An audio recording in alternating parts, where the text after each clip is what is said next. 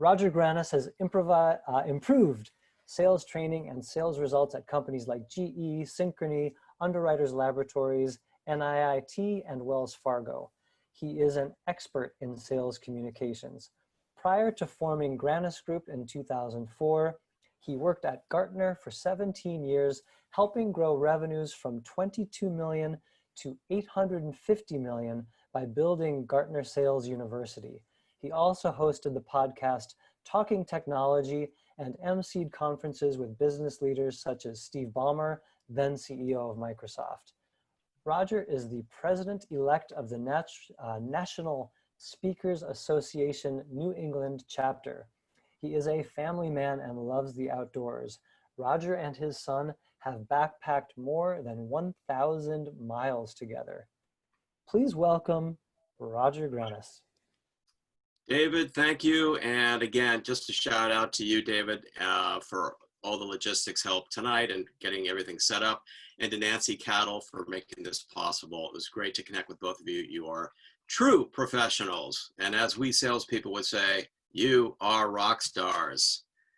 All righty. So one thing I'm super passionate about is I hate wasting people's time. So I have synthesized the best of the best information I've got. I hope it's relevant. If ever you've got a question or I'm going too deep into something or you want to go a little bit deeper, let's make this a team sport here, and please keep me on track, jump in, let's help you get what you want. And by the way, I asked David ahead of time if he knew the company Gartner. He said, vaguely familiar. So in case you haven't heard of the company Gartner where I worked, it started out as a technology research company in the early 80s. They took the Wall Street model of the research, like research reports from Wall Street, and instead of making stock recommendations, buy, sell, hold, they took that advice and applied it to businesses, in particular, the IT, information technology departments. IT departments, CIOs, chief information officers, have to make multi-million-dollar decisions. They've got huge job pressure, security risks. They don't want to have their name on the front page of the Wall Street Journal having had a security breach, even though it happens. So they turn to companies like Gartner to give them solid advice and make recommendations so they're not alone. It's sort of a very high-end consumer reports. Gartner now has moved out. In addition to the technology space, they're in sales, marketing, pretty much anything a business does, they're providing research and advice. I think they're now well over the $1 billion mark, but it was a fun ride for sure for me from the late 80s into the early 2000s. So I could bore you all night with fun stories, but that's not why we're here. All right, let's move on. So why are we here? I just want to give you a little bit of background, a little bit of peek behind the curtain. Who is that generic looking Roger Grannis? Surely there's a story there. He looks kind of boring. Well, there are many stories. So here's the deal. I grew up in the San Francisco suburbs, a city called San Mateo on the peninsula, right on the way to San Francisco Airport as you're flying in. I had very conservative parents. I've got a really creative streak, a desire to write, perform, although I am kind of quiet a lot of the time. And so that urge to be creative was kind of squelched in my youth. I went to school in Oregon, went to the school my parents wanted me to go to. So I checked the box as far as I was concerned. And then I went into radio. I moved back to San Francisco. I went and took some graduate classes in theater at San Francisco State. I did some theater around the Bay Area, tried some comedy, some writing. After about a year, my mom said, no, you're not doing this. You, my friend, my son, you're getting a real job and you're going into sales. So I was pretty ticked off, as you can imagine. I hope you're not doing this to your kids. But so I channeled that creativity and kind of anger, if you will, and I got revved up, and I ended up loving sales, and I did pretty darn well. So the first company I worked for was a company called Osborne in the early 80s as the personal computing revolution was taking off. Adam Osborne made the first portable computer, and he did really well. And then after 2 years, went out of business. I actually worked for him at his first company, which was Osborne. It was a publishing company in Berkeley. People in Berkeley, the writers were as crazy and creative as those wild theater people. So it was a nice transition to the real world. So to sell the books, we needed to learn what the books were about. So the authors of the book would come in the fall and the spring and talk for an hour each on the books. Really all we needed was one sentence to pitch the book over the phone and in person to the bookstores and the computer stores and be on our way. But the authors insisted on doing these huge brain dumps. So that was observation number one. Then I moved to Connecticut. I got married, married somebody from Connecticut, moved here, went to work for Gartner, this technology research company. So here's the common theme: information about technology, computer books, and now research, analysis, and advice about technology. And the same thing happened during the product training sessions. These people, the Gartner experts, we call them analysts, they were really smart. And man, they knew a lot of stuff. And boy, they couldn't wait to share it with us salespeople. So the way we did product training was then, there was no formal sales training department. These analysts for 3 days, 10 in a row, would just lecture us with all of this technology content that A, we didn't need to know, and B, we did not understand. So I noticed this, and now throughout my career, I've noticed this with product training. Here's what I've seen. Here's the problem. Information dump, one way via lecture, typically prepared at the last minute. They bring in another PowerPoint deck or bring in the book and kind of read it to us. It's slanted toward the wrong audience. We'll explain that a little bit later. And it's a one and done. They just come in, do a dump, you're trained, go sell, good luck. That's what I noticed. Here's how we felt as salespeople. Something's burning, and I think it's my brain. So let's see if you have observed this issue at all. We're going to go to question number 1. There's the poll. So here's the question. In my career, have I observed product managers or subject matter experts deliver product training to salespeople in this fashion? If you could quickly make note on that. Look at this. Wow.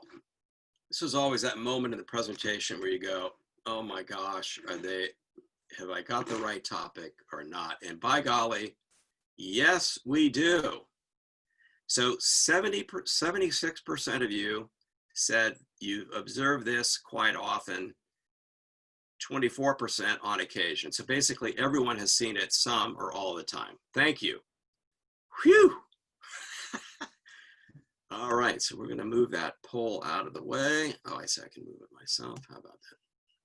Great. So you're in the right place.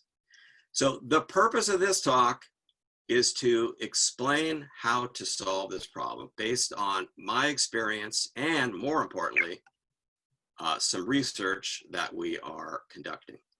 So we are, we're going to go back a second. I don't want to belabor this, but since the problem is so prevalent, you know it, you know the cost. The salespeople don't trust the product managers. We lose time not only in training, but the opportunity to launch this product. If the salespeople are confused, they're not going to sell it. The product may be canceled. A lot of companies will have a failed first launch and give up, or do a relaunch. So we lose the revenue or delayed revenue. And then there's a huge competitive advantage. If you've got the best new product in this new space and there's a fumble, a delay in launching that window of competitive advantage that you had it's gone, because a competitor is going to come in and have a similar product very soon. So I complained about this poor sales training when I was at Gartner. They said, great, Roger, you're creative. I actually taught sales at night in San Francisco. They said, you are now in charge of sales training. So I put a lot of things in place, influenced heavily by Xerox, which in the 80s and 70s was considered the premier sales organization. We had a lot of Xerox folks. I went down to the Xerox training facility, I think it was in Virginia, studied and put in place a lot of things. And so then I went out on my own, and that's what I help companies do. Not only product training, which I love, but anything to help salespeople be more productive, especially around selling skills, presentations, communications, those kind of things. We help salespeople speak well and sell more, bringing all of that creativity that I can no longer keep bottled up. So a couple of years ago, actually about 18 months ago, some friends of mine who had left Gartner and started their own company in a similar space, they did really well. Serious decisions. They just sold it to Forrester Research, if you know these people. Anyway, they said, Raj, you really know sales communications, and I know you know what to do, but you don't have any data to back up what your claims are. You're presenting these ideas, and I know they're right, but you'd be a lot better off if you had some data to back up what you're saying, and you might even learn some things that you don't already know. So I said, that's a great idea. I'm going to hire the University of Northern Colorado and their social research lab to help me design and execute on this study. So we're almost done with that. If you've got a sales team or you've got a strong sales background or have observed and been around salespeople and would like to take the survey, we need 20 more to hit our target. And I would love you to do that or send it out to your colleagues at work. So please, and I'll give you my contact info at the end. So the purpose is to really ask the question, how do salespeople learn? Here are the results. So we've talked to 230 so far, people in and around sales, including learning and development professionals like us, sales leaders, business leaders. We're close to finishing 20 interviews, extensive in-depth phone interviews with people in the same category. The target has been B2B sales professionals. Well, the majority of respondents have come from the industries that you see there. Professional services, done a lot of work in finance and banking, technology certainly, healthcare, consumer products. And the company sizes are all ranges. I was surprised how it skewed a little more toward the small and the large companies, but certainly I think we're well represented across the board. So we're not just dealing with startups. We're not just dealing with the GEs and the Pepsis. It's across the board.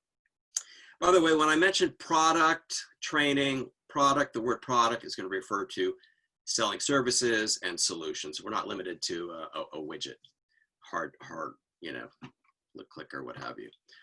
And the lessons of the product training will apply also to sales training and skill training. All right, enough of the rambling.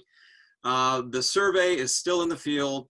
We welcome you to take the survey. But the reason we're not sending the whole presentation is Colorado said we don't want different sets of data floating around. So please just keep those in-house.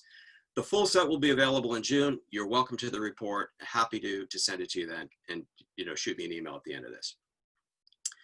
Here was a big shocker, maybe not shocking to you after the survey we just did, but the first question was, I've tried to find out, is this a real problem? Are products really not successful? And by golly, look at this. We asked people what percent of new products are successful. Only 1% of the respondents said they're successful almost all the time. If we do a quick summary of this, almost 60% said products, I'm sorry, yeah, 60, half of our respondents said 60% of the time products don't work. They're not successful. So it's a big problem. I asked the question, what prevents new products from being successful? The number one answer, there's no customer need. How is that possible? We've spent lots of money and time developing a product, and when we launch it, we find out there's no customer need. So we're here to talk about sales training, and I know there are a number of reasons that no customer need is not directly linked to sales training, but let's see how it is. Based on my experience in the phone interviews, here's what I've observed and found out. Product managers work in isolation. And by the way, these are well-meaning people. My father was in this type of work. They're trying to do the right thing. What we see is they're working in isolation. They become enamored with their technology, their gadgets. They're not listening to the voice of the customer. They're not including the voice of the sales folks who are day to day having direct conversations with the buyers. We don't measure the true product potential to see if it's really viable. And there's a little bit of shiny object syndrome, just, squirrels jumping around from one thing to the next. Here's the key though, what does this have to do with sales teams? What I observe and what I've learned is sales training it comes up at the end. It's not even thought of during the product development and training development. We develop the product. We say, all right, now we got to train the sales force. Bob, get out that PowerPoint. And then we just, top down, give it to the sales force. What winning organizations do is, number one is they realize, and this is a key point. If you don't know it, this is one of those woo. Salespeople like to learn from salespeople. So they really, to have a successful product training, they need to be involved up front. They need a voice at the product development table. They should be involved with the training, at least hey, Steve, what do you need to know? Is this good? What do you think? They need to be involved there. They should be part of the training, actually deliver some of the training. And where there is reinforcement, we should be hearing war stories from them. Salespeople love to learn from each other. And if they're coming in late in the process, that's going to create the risk of a failed product launch. So that's number one. What other reasons do product launches fail? Are they not successful? Business leaders have unrealistic expectations about the length of the sales cycle. Like the product leaders, they're in love. Woo! This new thing's going to save the world, going to make the number this year. And they don't realize it takes time. It takes time to train the salespeople, to have them internalize it, get it into their systems and get the word out, work through some of the bumps and the roadblocks. So we've got to have realistic expectations there. Poor marketing, lead generation, and sales tools. Now, the other truth about salespeople, I'm one, and I can tell you this, is we do like to whine, complain, make excuses, and maybe you've seen that yourselves. So I'm wondering if part of this answer is tainted by that. And then poor sales training, which we can certainly have a direct impact on ourselves. All right, let's go to polling question number 2. Have you observed resistance to selling new products in organizations where you have worked? All right, thank you, David. So have you observed salespeople hesitant? Are they resistant to selling new products? Yes, 38%, 15% no. So it's split between yes and sometimes, if you don't know. Thanks for being honest. Okay, so the problem is there, and it's not trivial. It's a real problem. Yeah, in my survey, similar results, 67%, pretty much in line with what we just said. I think we're at 72. But yes, salespeople do resist. And here are the reasons. Here's another flash. If you don't know salespeople, Here's a look at what's really going on.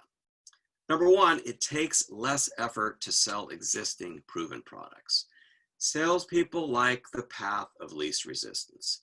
If they've got to make an annual sales quota of, let's say, $1 million, and there are 10 products, they're not going to go out and sell the 10 products equally. They're going to find out which products are the hottest and which ones will get me to the $1 million the fastest. Meanwhile, 10 product managers are banging on their doors with emails, training, saying, sell mine, sell mine. So it can be a conflict and a distraction. Half the people in the survey said we don't want to risk existing customer relationships, which makes sense. If we don't trust the new product, we're hesitant, we don't know the customer need.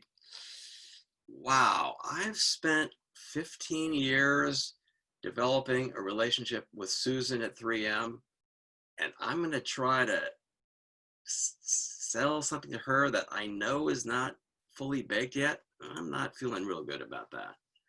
So that's another reason salespeople resist. Too much pressure to achieve short-term goals. So sales managers want results fast, but the sales cycle for new products is longer than the existing products. So the salespeople are like, you're making me hit a quarterly number. I can do it a lot faster with this product than I can with the new one. They have doubts about the new product. And here's another insight.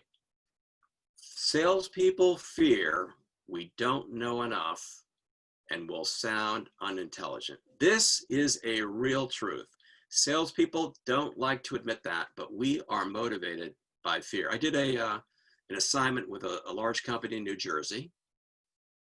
I don't remember the exit, 51 maybe. And we did a session where we had a product leader get up and talk about a day in the life, and then a salesperson get up and talk about the day of life. It was to bridge the gap between the two and really address this whole training issue. The salesperson was the top producer, every year, 200, 300% of quota, super successful. And he opened his soul and he said, folks, I am driven by fear. I am so afraid of failure and not making my number. That's what drives me. Anyway, so he was driven by fear. So salespeople don't want to look stupid.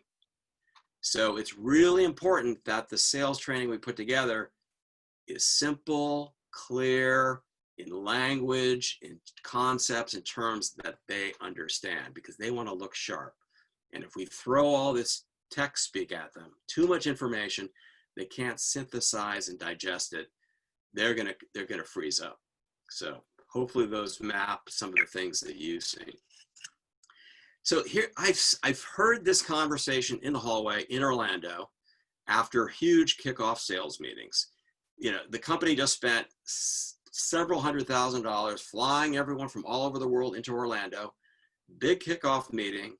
The product leaders have just dusted off their PowerPoint training the night before, hoping for to get the salespeople riled up. And here's what we hear: "Hey, are you going to sell the new product?" "No way. I've got a quota to make." And the new product is there to help you make the quota, to hit your number, to make sales, but they're not going to sell the new product. So what do salespeople need? I alluded to this earlier. We need it to be easy. And I know salespeople, my son has been supporting salespeople in the job that he's got. He said, "Dad, they are a bunch of slackers. They are just lazy. They don't fill out the order forms right. I've got to go back a million times." That is true, and that's another problem to be fixed. But salespeople do want things to be easy. They want the content simplified.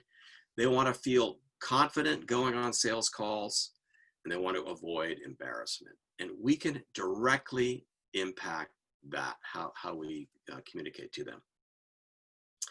All right, here's another question we asked.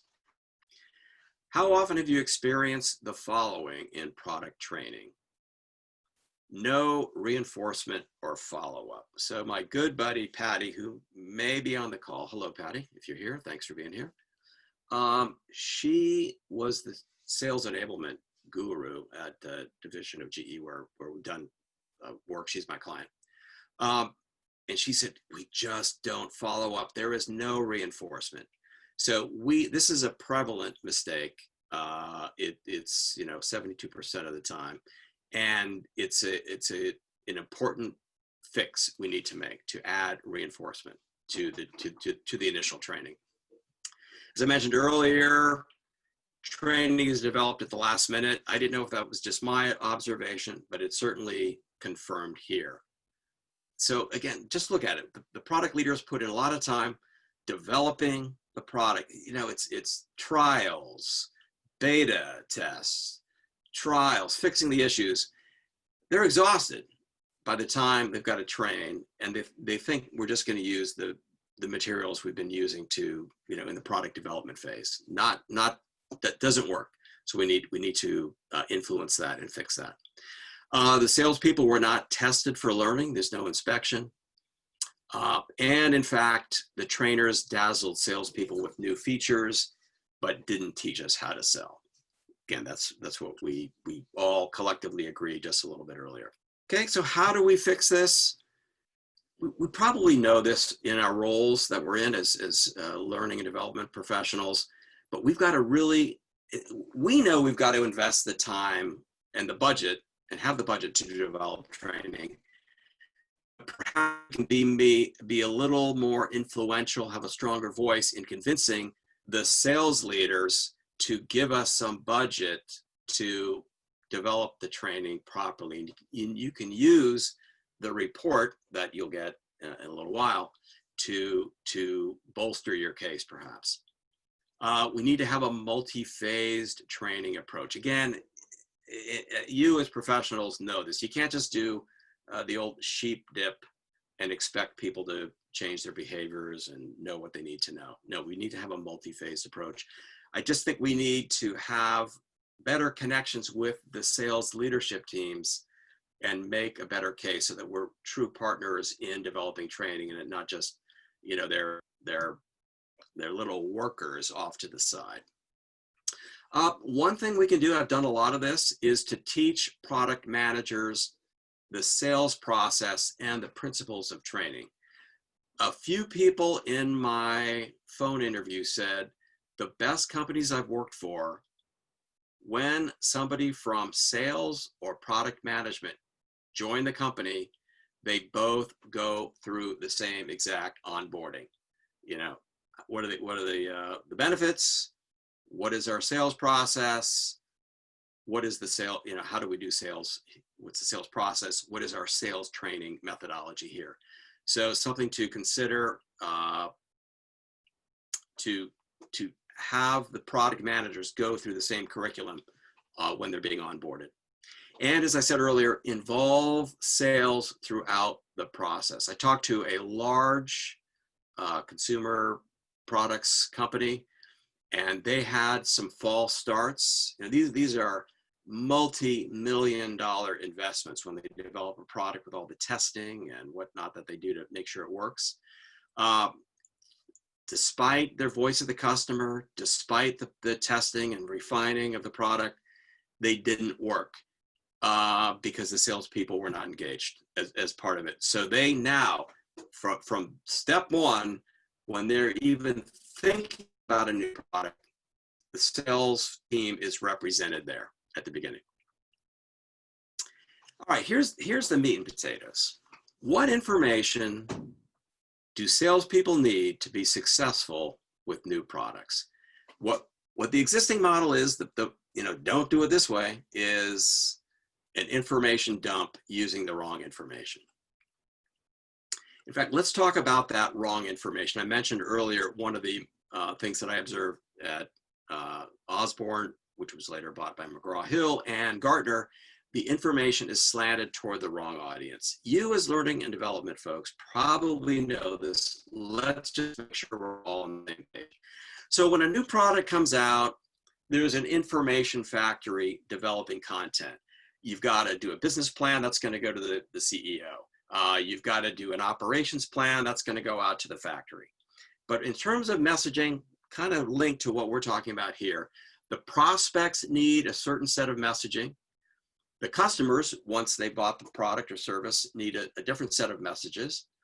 And then the sales force needs a different set of messaging. The mistake is we think that we can take the messages for the prospects or the customers and just deliver it to the sales force. That is the biggest mistake. And it's like, gee, why is that? Let's break it down. So prospects need marketing content, which is the written word. That's all designed. The marketing content is, it will talk about the problems that they're facing and how it's solved, but it will also tease up and explain the new offering from that, from that prospect perspective. And it's written in the written word. Customers need a user's guide. How do I use the product? What happens if it breaks? What do the different parts do? How do I install it? It's a user guide. And it is also delivered in the written word. The salespeople need to have sales conversations. It's a whole different thing. None of that sales conversation content can be found exactly from the marketing content or the user guide. So, bits and pieces, sort of, but it's got to be spun differently. And most importantly, it is delivered in the spoken word. The salespeople need a script, much like an actor in a movie would need to know his or her lines. So that's something you all can teach to the people who are helping you write the content, the training content for the sales team, the difference between the written and the spoken word. So I hosted this Gartner podcast, Talking Technology, for 9 years. I did 1,000 interviews. We had transcript of every single interview. And if you look at the transcripts compared to the research reports that these technical experts wrote, that they had, so let me just make this clear. I'm probably been a little fuzzy here. So we would interview the Gartner technology experts to explain the hot issue, what's the problem, and how do we solve it. And our clients, listeners of the podcast, wanted things simplified and netted out. So by getting them to talk about these concepts, and certainly it's easier to listen to the podcast than to wade through this dense written word content. If you held the research report next to the spoken word, you'd see some big differences in the content. So the written word, they're longer sentences, they're complex. So they're like qualifiers and clauses. So for example, a complex sentence would be, before Bob climbed the tree, he brought his father outside to make sure he would be safe climbing the tree. So there's that clause, before Bob went out to climb the tree. So those are complex sentences. The written word tends to use bigger words and it's more flowery language. The spoken word, which is what we want to aim for when writing sales training content, shorter sentences, simple declarative sentences. Bob climbed the tree. He called his dad. His dad came out. See spot run. We tend to use more real words, like to call them street smart words. Words salespeople would actually say, what would come out of their mouth. And by street smart, I don't mean crass or slang, but just real words, not flowery words for the fancy sake. And it sounds like real talking. So it's important to know the difference and to either write in the spoken word or to teach the people helping you write, like the product managers, create their content in the spoken word. There's a great way to do that is to interview the salespeople who perhaps already know about the product, record them, get a transcript, and pretty much just lift those exact sentences, maybe with a little bit of polish, but get those spoken words that work already and capture them and spread them out to the rest of the sales force. So again, this is on the theme of what I see is going wrong. There's different content for prospects and customers. The most commonly misused content for sales training is customer training. Once they buy the product, how do I use it? The salespeople, yeah, they need to know how to use it, but they need to know a whole lot more. So that is the most common problem. Here's a little catchphrase. Don't show and tell, teach how to sell. Don't show and tell, teach how to sell. So what do salespeople need for how to sell? They don't need the show and tell with all the product details. They need to know why. Why is this product, solution, service important? What's the customer need and what's in it for me? And by the way, I would love to have Julie, who's the top producer in Arizona, tell me why she's excited about it, more so than Steve, the product manager, who's been working in the laboratory for 2 years. I will trust a salesperson more than I will trust the product manager. Although there are product managers who are sort of in the sales department circle and they're like trusted people. But the first thing in training for salespeople, you've got to get them hooked. I love salespeople, but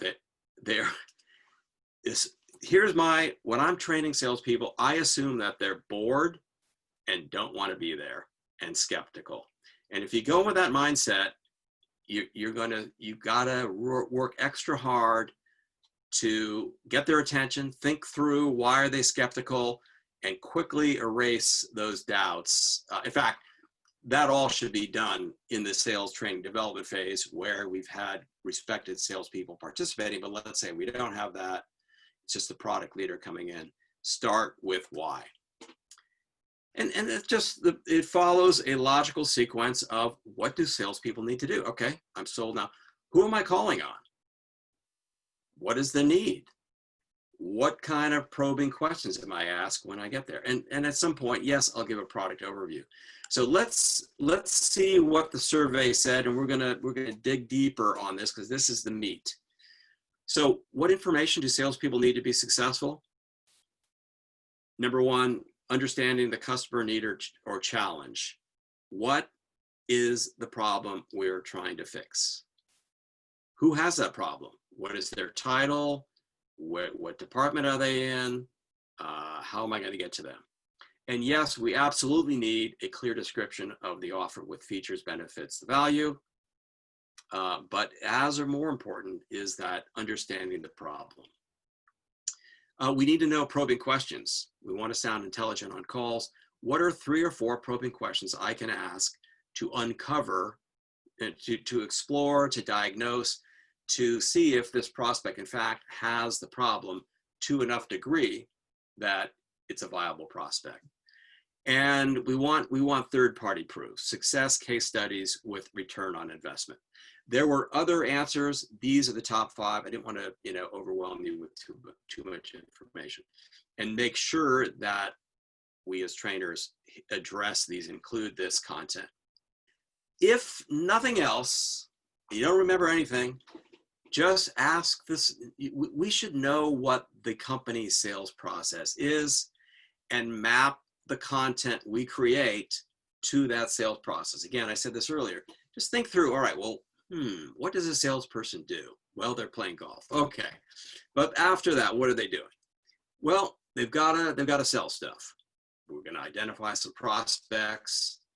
All right, I'm going to get an appointment. So we need to train them how to get the appointment. What have we done in marketing? What am I going to say on the phone? What email might I send? All right, we've got an appointment now. So I've got to plan the call. Okay, what can we help them do to plan the call? Well, if you're researching a company, you want to find companies that have these problems, A, B, C. We've had the best luck with companies who are installing a new whatever. So you want to help the salespeople plan the call, do some research to see how big of a problem they might have. and to go in with information. This has been one of the biggest trends in sales over the last 10 years. Don't just go in with probing questions, go in with some intelligence. Give me a nugget or two of knowledge that I can share with the prospect so that I sound intelligent and I'm more of a peer and an advisor versus just a person diagnosing. All right, then we go through the sales process. Well, I've got to make a connection with them. I want to establish some rapport. I want to make a connection. I want to build some trust. So what things will be helpful that we can provide that will help make a connection? Maybe it's a report, maybe it's some statistics, maybe it's a case study of another company that we've helped. Make that connection. Now we're going to diagnose the problem. We're going to ask some probing questions. Interesting. Tell me more about that.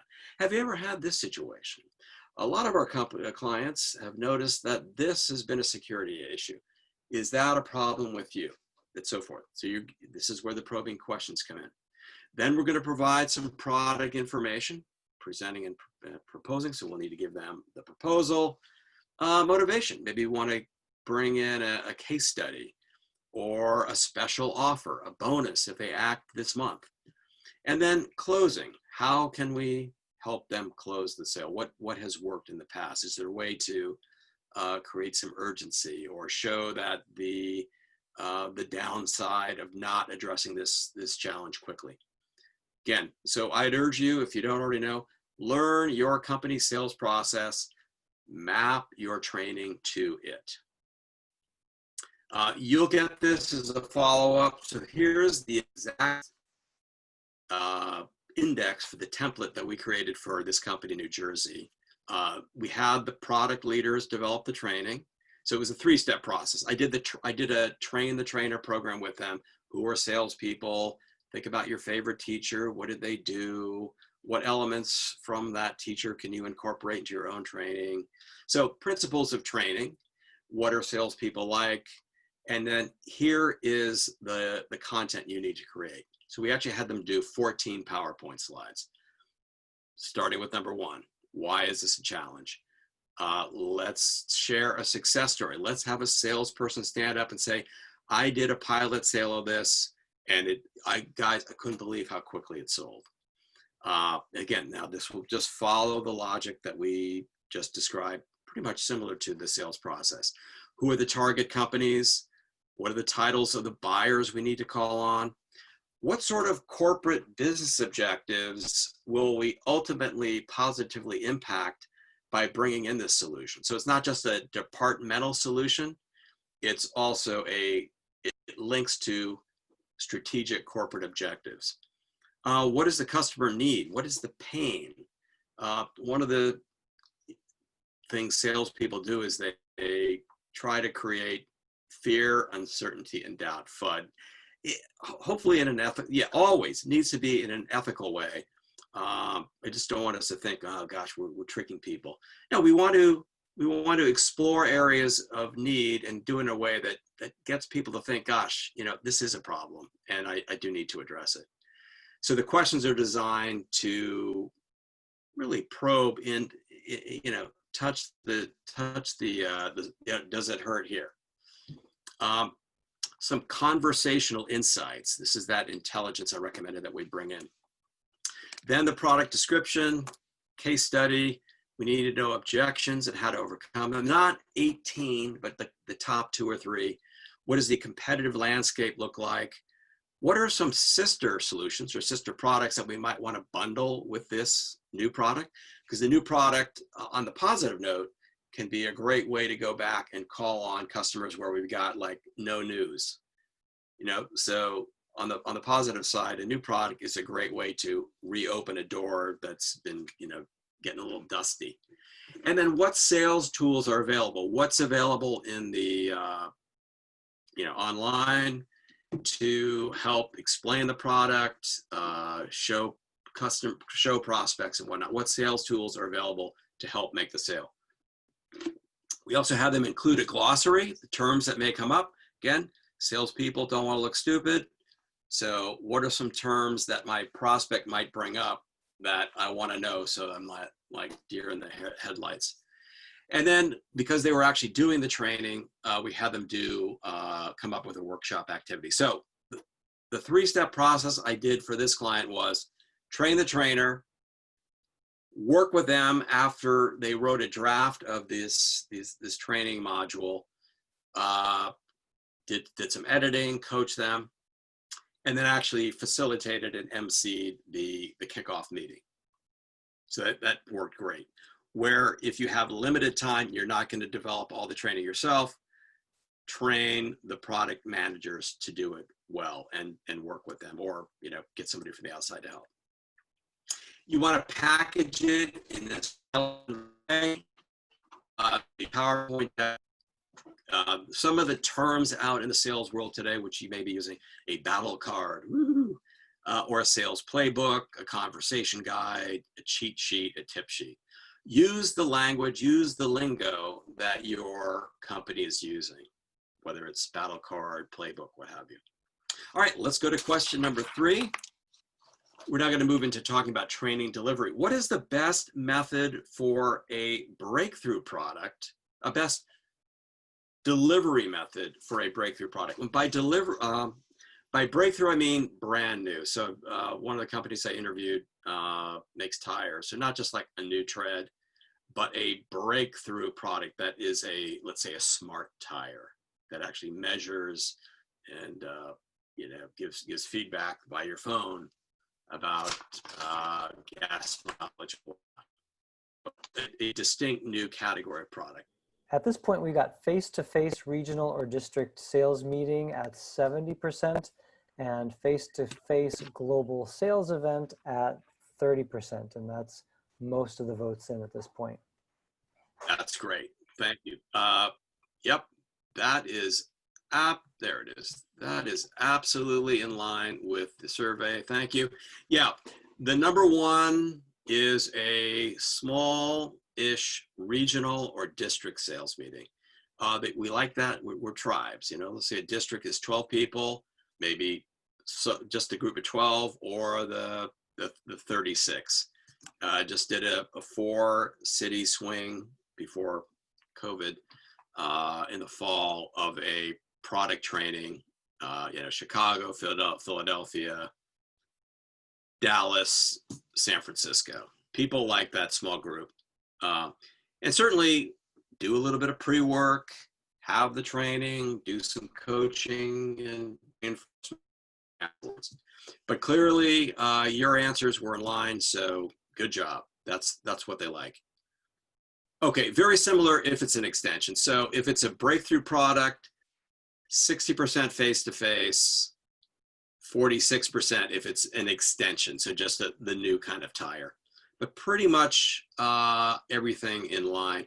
I was surprised that e-learning scored so low, because there's, at least in my impression, in my experience, what I read is, it seems like the huge push on e-learning, but the most preferred and effective way is that face-to-face for those products, especially the breakthrough ones. All right, how do we make content consumable? How do you make it more friendly, sales friendly? As L&D professionals, we know that training is not a one-way conversation. It's interactive. We facilitate, don't lecture. Absolutely include success stories from other sales reps. Simplify the content. We've got to put in the time. What did Bob Pike say, or somebody? For every hour of training, we've got to put in 100 hours of development. Again, you all know this. Just make sure we do it, and convince the sales leaders who don't have the patience or necessarily the budget to do this. But use these statistics in your own experience to sell them on putting in the time and the budget. Remember, salespeople have short attention spans. They want to have fun and be involved, and we trust other salespeople. Training that has worked. This is right out of your playbook. Table discussions, report outs. Give them some mock case studies to workshop at tables and then report out. Games, team competition, skits, panel discussions. One of the things salespeople really respect is, and maybe you're doing this, is when a customer comes in and talks about what it's like to be a buyer, what they like about this offering, what they don't like, how to approach me as a buyer, bring a panel of them in. And one of the salespeople that I interviewed said, yeah, it's not bad to have the customers present because then we're on better behavior as well. Incentives are operated. Certainly the cash bonus for achieving a specific revenue target. So you've got to sell 100,000. If you sell 100,000 of the new product, you get $5,000 or whatever it is. Salespeople, love recognition. Nothing motivates a sales, well, nothing. One of the fastest ways and easiest ways to motivate the sales team is to publish a stack ranking of where people are selling the new product. Question coming in. What are your thoughts regarding virtual reality training as an option? Wow. So you probably know, I'm going to be honest, more about that than I do. One of the things that I've seen a lot is several companies are doing, have platforms where the sales rep will record a video of him or her giving the sales pitch or whatever it is. And there's actually artificial intelligence that will do an analysis of how effective they are based on eye contact, rate of speech, filler words, whatever the criteria are. So that's not quite what you're asking, but I think that's a great way, this recording is a great way to get a quick read on salespeople and then identify the ones who are doing it well, use those as models, and then provide coaching to those who are at the bottom of the spectrum. But just the fact that they've got to get online, be recorded, knowing their boss is probably going to watch them, gets them to practice and study the material. In terms of the virtual reality, I'll be honest, I don't know how detailed that is. Am I talking to an avatar of some sort? So shame on me. I should know about that. So cash and recognition. I've seen some reports that are saying salespeople are not, cash and isn't everything. This report here, this survey question, these answers would suggest cash is alive and well, along with recognition. In terms of follow-up training, what works best? Okay, we're hitting the hour mark. Let me just see. Why don't we, this is really the last real slide with meat. What's the best follow-up? Hearing success stories, traveling with product managers, Q&A with product leaders. All right, let's jump ahead. Key points. Don't show and tell, teach and sell. Teach how to sell. Get the salespeople involved. We want to speak their language. One final point is we want to avoid L&D or human resources speak. So you want to talk like a salesperson. So when I was at Gartner and somebody from HR or learning would come in and they would use terms like, even though we know they're the right terms, it's just the choice of words. What are your learning objectives? How many participants? Where on the Kirkpatrick level 4 evaluation do you want to come? I'd like to create a job aid for you. So to a salesperson, that sounds like kind of like ivory tower speak. The lingo for sales would be, what's the financial target here? How many salespeople are going to be in the room? What results are you looking for? Do you have in mind a certain playbook and what should be in there? That just sounds better and resonates better to a salesperson. So I'd love to connect. If you've got a challenge or a war story, send me an email. Look, it's the time of COVID. It's the time of let's connect. Let's share some stuff. Love to connect. If you and or your salespeople want to take the survey, please send me an email. And you will get the survey results. Send me an email because they're not going to be out until June, but we'll send you a few select slides, including that 12-step slide tomorrow. If you could, help me know what worked here. what was your key takeaway in the chat? Was it just reinforcing what you already knew? Was it the 12-step? Was it the written word versus the spoken word? And while we're doing that, in the interest of time, I will go back to, okay. So again, this is a request. I know we've got families to get to. Thank you for staying with us. If you could just talk about what your key takeaway is. Thank you. And again, send me an email, roger@grannisgroup.com. And I would absolutely love to connect on LinkedIn. Again, questions, you want to just talk shop. I think we're all thirsting for a connection, me included here in the backwoods of Connecticut. Well, thank you for staying on. Thanks for being here. Again, I would love to connect, and especially if you have folks who will take the survey, we would like to get over the line to hit our 250. Roger, thank you so much again for joining us and for sharing, and thank you everybody for participating in this regional chapter event.